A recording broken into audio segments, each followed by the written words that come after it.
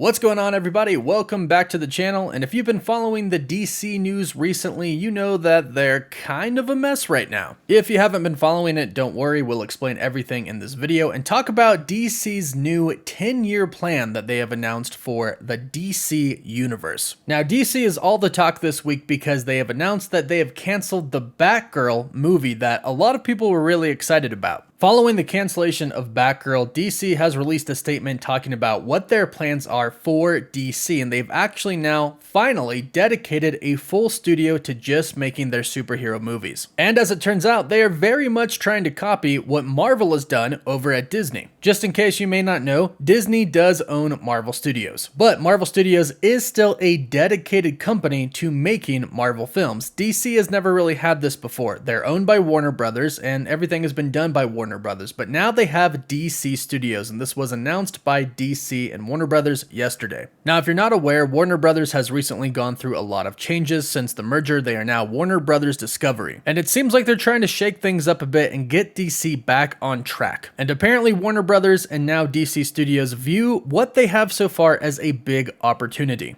During the Warner Brothers Discovery Q2 earnings call, CEO David Zaslav revealed that DC is at the top of its list and revealed its 10-year plan. And here's what he had to say. As we look at the opportunities that we have broadly, DC is at the top of the list for us. You look at Batman, Superman, Wonder Woman, and Aquaman. These are brands that are known everywhere in the world, and the ability to drive those all over the world with great stories is a big opportunity for us. We have done a reset. We've restructured the business where we're going to focus. There will be a team with a 10-year plan focusing just on DC. It's very similar to the structure that Alan Horn and Bob Iger put together very effectively with Kevin Feige at Disney. He continues to say, "We think that we can build a long-term, much stronger, sustainable growth business out of DC. And as part of that, we're going to focus on quality. We're not going to release any film before it's ready. We're not going to release a film to make a quarter. The focus is going to be, how do we make these films in general as good as possible? But